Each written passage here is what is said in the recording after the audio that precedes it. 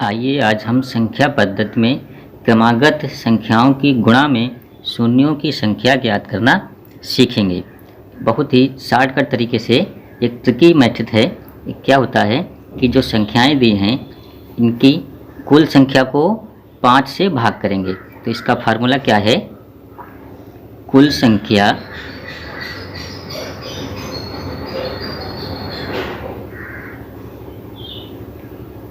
बटे 5। एक छोटा सा एक फार्मूला है ये इस प्रकार से।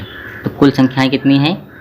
1 2 3 4 इस प्रकार से 20 तक हैं। तो कुल संख्या बटे 5। तो कुल संख्या हो गई 20 को 5 से भाग करेंगे। 20 से जब 5 से भाग करेंगे तो कितना आएगा? ये 4 बार में जाएगा। तो 1 से लेकर क्रमागत 20 तक अगर संख्याओं की गुणा करेंगे तो शून्यों की संख्या कितनी निकल के आ जाएगी? 4। इसी क्रम में अगला सवाल देखते हैं।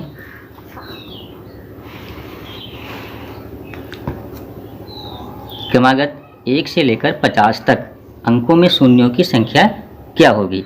तो उसी फार्मूले से कुल संख्या बटे 5। तो कुल संख्याएं हैं 50। कितनी हैं? 50। 50 को जब 5 से भाग करेंगे तो कितनी बार में जा रहा है? ये 10 बार में। 10 बार में गया।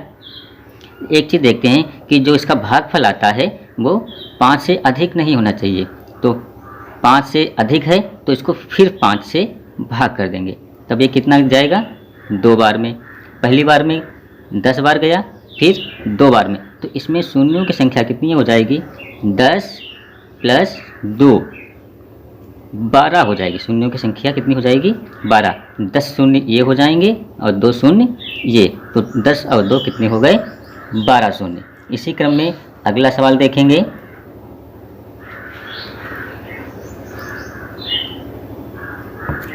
कि क्रमागत सम संख्या, जो क्रमागत सम संख्या दी हैं इनमें शून्यों की संख्या कितनी होगी? क्रमागत सम संख्याओं में शून्यों की संख्या।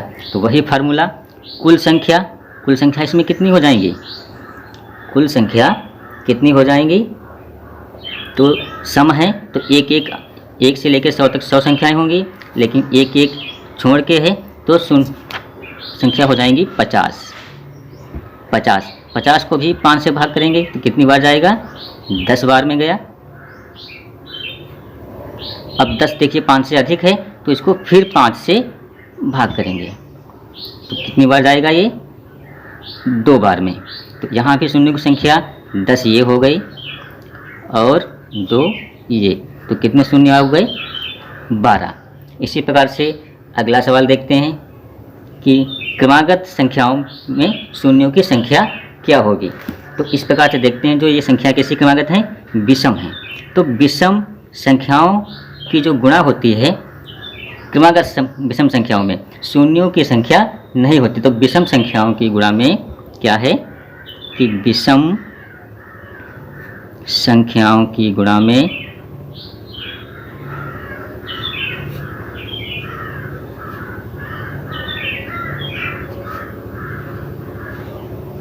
शून्य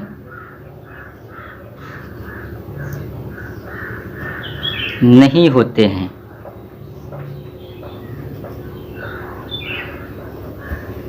अब देखिए घात वाली संख्याएं अगर क्रम से दी हैं तो उनमें शून्यों की संख्या क्या होगी? जैसे क्रमागत संख्या दी है और उनके ऊपर घात दी हुई है तो इसके लिए एक फार्मूला होता है। इसका फार्मूला क्या है? वही कुल संख्या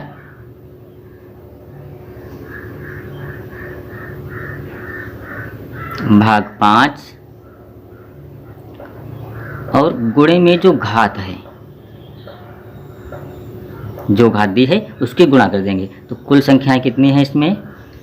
1 से लेकर 10 तक क्रमागत संख्याएं हैं तो 10 हैं और भाग में 5 और घात कितनी है? 2। तो गुणा करेंगे तो 5 को 1 और ये 2 बार में गया। अब 2 और 2 की गुणा करेंगे तो कितना हो जाएगा? 4। तो इसमें घातों क्या कहते हैं? शून्यों की संख्या कितनी आ जाएगी? 4। इसी प्रकार से अगला सवाल देखते हैं। घात 3 दी सभी क्रमागत संख्याएं दी हैं और उनकी घातें दी हुई हैं। तो देखिए इसका वही फार्मूला कुल संख्या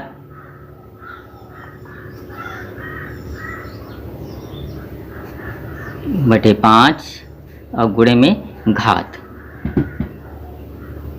तो क्या निकल कर है, संख्याएं कितनी दी हुई हैं 10 को 5 से भाग करेंगे और गुणे जो घात दी हुई है, तो इसको 2 बार में गया और 2 3 6, तो इसमें घातों की संख्या कितनी निकल के आई 6।